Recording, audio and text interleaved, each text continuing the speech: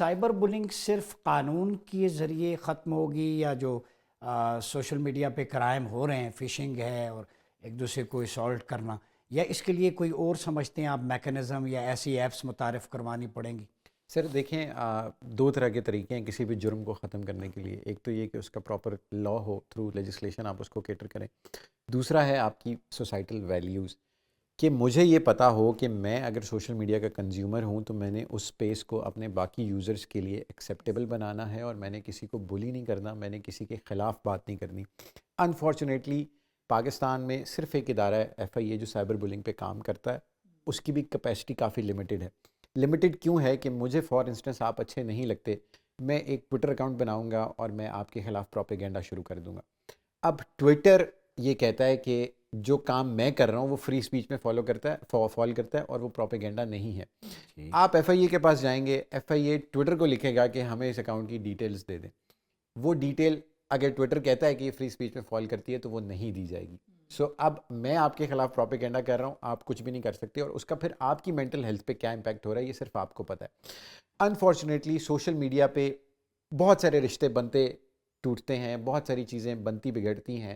جب دو لوگ ایک کسی بھی رشتے سے، ایون ہم نے ایسے لوگ بھی دیکھے ہیں جنہوں نے ڈیورسز کے بعد اپنی بیگمات کے خلاف سوشل میڈیا پہ کیمپین شروع کیے ہیں اور وہ چل رہی ہیں اور کر کچھ نہیں سکتے. سو مجھے یہ لگتا ہے کہ اگر کوئی قانون ایسا بن بھی جائے جو سائبر بلنگ کو روک سکے، پیکا ایکٹ آیا، ابھی دوبارہ ترمیم ہوگی، بہت سارے مطلب اس ملک میں قانون بنتے ٹوٹتے رہے ہیں. جو میجر گراس روٹ لیول پہ چینج ہونے کی ضرورت ہے وہ ویلیوز کا ہے. وہ ماؤں کو اپنے بچوں کو یہ بتانے کی ضرورت ہے کہ تم جب معاشرے میں جاؤ گے تو اس معاشرے کی عورت تم سے محفوظ رہے. یا اگر تم سوشل میڈیا پہ کام کر رہے ہو یا اگر تم سوشل میڈیا کا اکاؤنٹ استعمال کر رہے ہو تو تم نے کسی کو گالی نہیں دینی.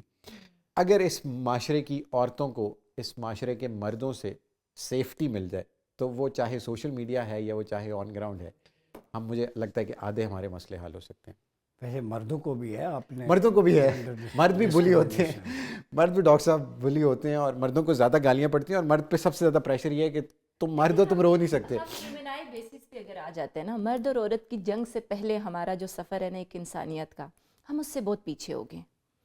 ہم انسان کو انسان سمجھنے کی جو سٹیج ہے نا اس کے لیول پہ ہم سمجھ نہیں رہے، شاید اسی لیے اتنا تضاد بھی آ رہا ہے. میں نے سوری انٹروین کیا، لیکن میری تو ہمیشہ خواہش ہوتی ہے کہ انسانی لیول پہ پہلے جو جائے. ملک صاحب نے بات کی نا، فہد صاحب نے، ایک چیز میں فہد بھائی آپ کا اس پہ انپٹ چاہوں گا.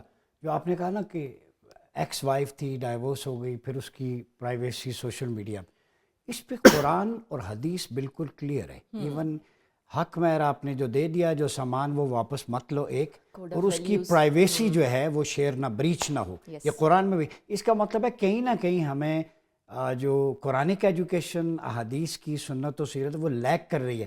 تو یہ AI بھی ہے، تو کوئی ایسے سافٹ ویئر یا جو ویب سائٹس ہیں جن تک اپروچ کرتی ہے یوتھ، وہاں یہ بھی کانٹینٹ ڈالا جا سکتا ہے کہ ان چیزوں کے حوالے سے ہمارا ریلیجن کیا کہتا ہے. سر بالکل. اور وہ سوشل میڈیا کے ساتھ ساتھ اگر ہم آن گراؤنڈ بھی نا یونیورسٹیوں میں ایک سبجیکٹ انٹروڈیوس کرا دیں، اور بہت سارے اگر گورنمنٹ لیول پہ آپ جیسے اسٹیک ہولڈرز جن کی انگریس بھی ہے، اگر ہم کوئی ایک ایسا فورم انٹروڈیوس کرا دیں جہاں پہ قرآن و سنت کی تعلیم ہو اور دین سے دوری میجر کانٹیکسٹ ہے.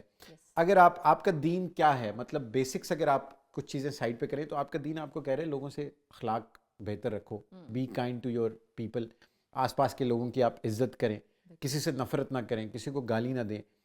نماز روزہ وہ ایک سیپریٹ کانٹیکسٹ ہے، باقی کا آپ کا سارا دین ویلیوز پہ ہے. سو وہ ویلیوز ہیں جو ہمیں ہمارے یوتھ میں انکلکیٹ کرنے کی ضرورت ہے. اور مجھے لگتا ہے کہ کافی. فہد ملک صاحب، ایجوکیشن فار ڈسپلے، جو ایجوکیشن جو کریکولم ڈگری بانٹی جا رہی ہے، جو اس کا ایک مت تھا کریکٹر بلڈنگ، سیلف ڈیولپمنٹ اور نیشن بلڈنگ تھا، وہ ختم ہو گیا. آپ سے میں ایک سوال کرنا چاہوں گا انسٹا پہ، کیونکہ آپ کی فیلڈ ہے.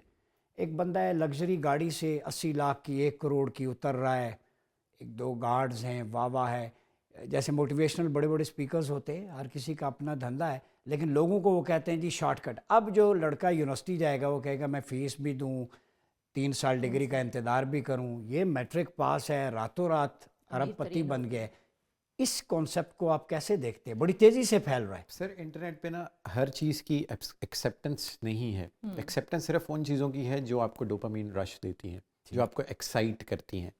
یعنی کوئی بھی آپ کے سوشل میڈیا پہ آپ کی غمزدہ تصویر کو بائی نہیں کرے گا، لیکن آپ اگر خوش ہیں، چاہے آپ پیچھے سے چاہے کتنی آپ کی مینٹل ہیلتھ خراب ہے، لیکن لوگ آپ سے ریلیٹ تب کر پائیں گے جب آپ ان کو اچھی پکچر دکھائیں گے. Nobody posts a bad picture of their life on their social media. سب اچھا ورژن دکھاتے ہیں. مجھے وہ فراز صاحب کا شعر یاد آ گیا کہ یہ سوچ کر کہ غم کے خریدار آ گئے، ہم خواب بیچنے سرے بازار آ گئے، آواز دے کے چھپ گئی ہر بار زندگی، آواز دے کے چھپ گئی ہر بار زندگی، ہم ایسے سادہ دل تھے کہ ہر بار آ گئے. سو سوشل میڈیا آپ کو ایک ایسی زندگی کی پرسیپشن دکھا رہا ہے جو ایگزسٹ نہیں کرتی ریالٹی میں. آپ دنیا میں کوئی بھی کام، مطلب آپ اگر آج ایک پرائم ٹائم شو کر رہے ہیں تو آپ کے پیچھے اسٹرگل ہے. میڈم اگر لوگوں کو کنسلٹ کر رہی ہیں بہت ساری چیزوں پہ تو ان کے پیچھے بہت سارا کام ہے. سر ہیں، ہر ایک کی اپنی اپنی اسٹرگل ہے. جو جین زی ابھی جو جنریشن گرو اپ ہو رہی ہے، جو بڑے ہی اس طرح ہوئے ہیں کہ ان کی ماں نے ان کے ہاتھ میں فون دے دیے تھے بچپن میں ہی، اور 2000 کے بعد سے پیدا ہونے والے بچے سوشل میڈیا کے انفلوئنس میں گرو اپ ہو رہے ہیں. سو ان کو یہ لگتا ہے کہ یہ گلٹری پکچر جو لوگوں کی زندگیوں کی ان کو سوشل میڈیا پہ نظر آ رہی ہے یہ اصل ہے، حالانکہ نہیں ہے. ہم نے دیکھے ہیں بڑے بڑے ڈالوں سے V8 سے اترتے ہوئے لوگ جن کی اپنی مینٹل ہیلتھ اتنی خراب تھی کہ وہ رات کو سو نہیں سکتے. سو ہر بندہ اپنی زندگی کی ایک بہت پرفیکٹ پکچر دکھاتا ہے سوشل میڈیا پہ، اور ہم پھر اس کے بعد ایک کمپیریزن میں جاتے ہیں. انجسٹ کمپیریزن کیا ہے کہ میں آج اٹھا، میں نے دیکھا کہ عمر عباسی صاحب ٹی وی پہ بیٹھ کے شو کر رہے ہیں اور میں آپ کی عمر کا ہی بندہ ہوں، اور میں اپنے گھر میں ڈپریشن میں بیٹھا ہوں اور مجھے یہ لگ رہا ہے کہ شاید آپ کی زندگی بہت پرفیکٹ ہے تو اللہ تعالیٰ نے مجھے کیوں نہیں دیا. سو میرا آپ کا کمپیریزن بنتا نہیں ہے، لیکن مجھے سوشل میڈیا نے اسے ایک انجسٹ کمپیریزن میں ڈال دیے، جس میں خدا سے شکوہ کر رہا ہوں کہ اگر ہر بندہ اپنے کھانے کی آج کل سوشل میڈیا پہ تصویریں ڈالتے ہیں، مجھے لگتا ہے یہ بھی ایک غلط بات ہے، کیونکہ ملک کے حالات ایسے ہیں، not everybody has access to luxuries. So ایک بندہ جو خود ڈپریشن میں ہے، جس کے گھر میں کھانے کے لیے نہیں ہے، لیکن وہ انسٹاگرام پہ دیکھتا ہے کہ میڈم صوبیہ آج بیٹھ کے روبیز پہ بیٹھ کے اسٹیک کھا رہی تھی. سو وہ اس نے اپنے آپ کو ایک، اس کا خدا سے یہی شکوہ ہوگا کہ میری کیا کمی تھی یا مجھے کیوں نہیں ملا. اچھا، اس پہ میں ایک چیز ایڈ کر دوں، قطع کلامی معاف. آپ صلی اللہ علیہ وسلم نے فرمایا کہ جس کو اللہ نے بڑھ کے تم سے دیا ہے اس پہ نگاہ نہ رکھو، جو تم سے کم ہے اس پہ رکھو. بالکل یہ سورس آف انسپریشن ہے.